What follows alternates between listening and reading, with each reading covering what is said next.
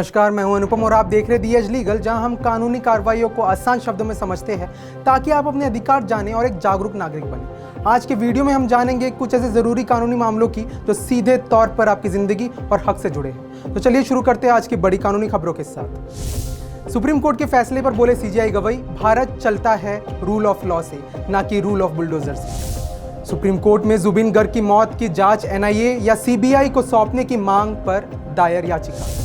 Supreme court ने कहा, डॉक्टरों पर उपभोक्ता कानून के तहत तभी बनता लापरवाही का मामला जब साबित हो चूक। बॉम्बे हाईकोर्ट ने झुग्गी पुनर्विकास परियोजना में 33 एकड़ सरकारी भूमि के आवंटन पर जताई गंभीर आपत्ति। केरल हाईकोर्ट ने राज्य की सभी अदालतों को गवाहों के बयान दर्ज करने के लिए एआई टूल अपनाने का दिया निर्देश। तो चलिए अब इन खबरों को विस्तार से जानते हैं।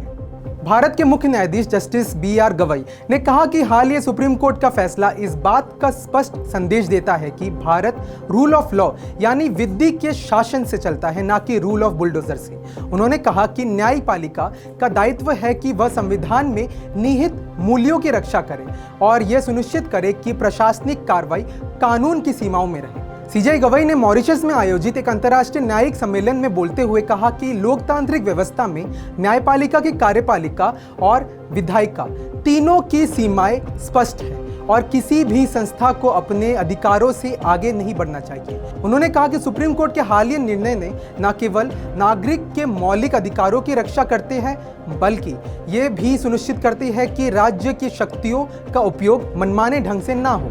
सीजेआई ने जोर दिया कि संविधान भारत की आत्मा है और संस्था की ओर से इसका मर्यादा का पालन करते हुए कार्य करना चाहिए। दूसरी खबर है, असम के मशहूर गायक जुबिन गर्ग की मौत को लेकर सुप्रीम कोर्ट में याचिका दायर की गई है। याचिकाकर्ता ने मांग की है कि जांच असम पुलिस से हटाकर एनआईए या सीबीआई जैसी केंद्र एजेंसी को दी जाए। याचिका उस इवेंट आयोजक ने लगाई जहां जुबिन को आखिरी बार जीवित देखा गया था।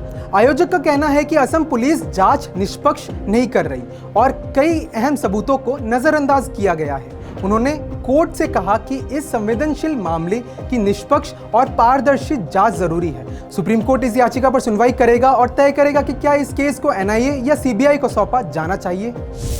तीसरी खबर है, सुप्रीम कोर्ट ने हाल ही में एक अहम फैसले में कहा कि डॉक्टरों पर उपभोक्ता कानून के तहत तभी लापरवाही का मामला बनता है जब यह साबित हो कि उन्होंने सामान्य सावधानी बरतने में चूक की है। बेंच ने कहा कि मेडिकल नेग्लिजेंस तय करने के लिए यह देखना जरूरी है कि डॉक्टर ने वही मानक अपनाए जो एक सक्षम डॉक्टर एक समान परिस्थितियों में अपनाता। कोर्ट ने स्पष्ट किया कि केवल इलाज असफल होने या मरीज की मृत्यु होने से लापरवाही सिद्ध नहीं होती।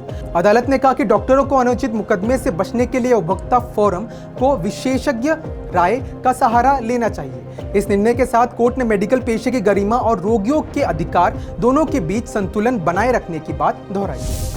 चौथी खबर है, बॉम्बे हाईकोर्ट ने दक्षिण मुंबई में झुग्गी रीडेवलपमेंट परियोजना के लिए 33 एकड़ सरकारी भूमि के आवंटन पर गंभीर आपत्ति जताई। अदालत ने कहा कि इस तरह की भूमि आवंटन प्रक्रिया सार्वजनिक भूमि को हड़पने का सामान्य तरीका बन गई है, जो पारदर्शिता और सार्वजनिक हित के विपरीत है।